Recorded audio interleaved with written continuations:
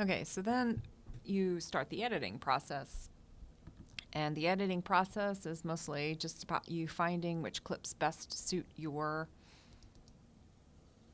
story. And I always suggest to students to not just slap all your video onto the timeline and cut from here.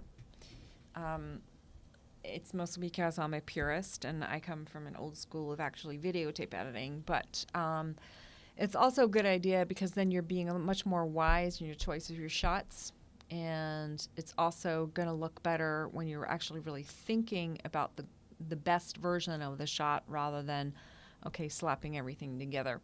So I always just kind of play you can do a couple different things. You can just drag the end. This is just one shot. It really isn't that exciting. It's just the whole way.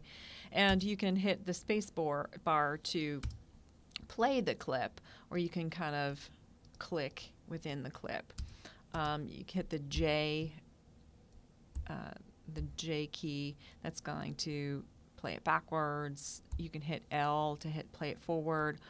Hit K is gonna K is gonna pause it, but you also hit the space bar.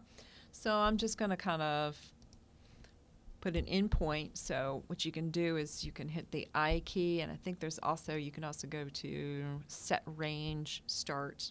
That's new.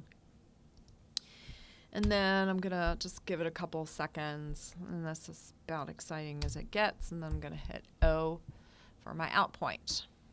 And so then you can just kind of pop it onto your timeline.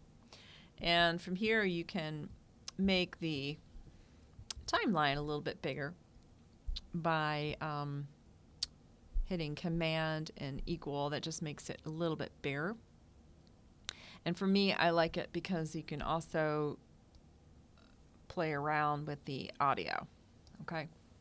And then you go to your next clip, and so again, you want to make sure, especially if the shot is moving. See how it's like all wiggly and stuff? Of course, I would probably not use this shot, but I was just seeing what kind of picture these cameras put out. So, so you can just play your video.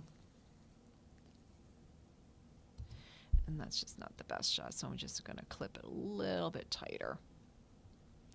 And then you can go around and I think that was a better shot. So this is just different ways of getting, that one's a little bit better. So hit an out point. I'm going to delete this one, so just kind of pull it out there. You can also like lift it. I had the wrong delete button. It's the delete button on the right keyboard rather than main keyboard. I'm going to use this shot instead. So it just is a little better. And then the next one,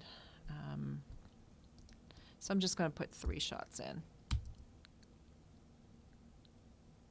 Of course, I cheated because I did not use the tripod. So in the past, you were able to put the clip wherever the playhead was, but we're just using drag and drop for now.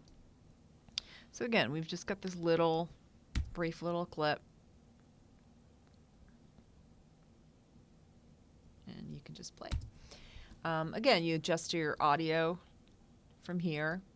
That's the audio of the clip overall. We're just getting started right now, so and again, there's also no audio, as you can see from here. If you don't see your audio on your workspace, you want to go to, it's in your workspace. So you go to workspace and make sure, so see what happens, it goes away.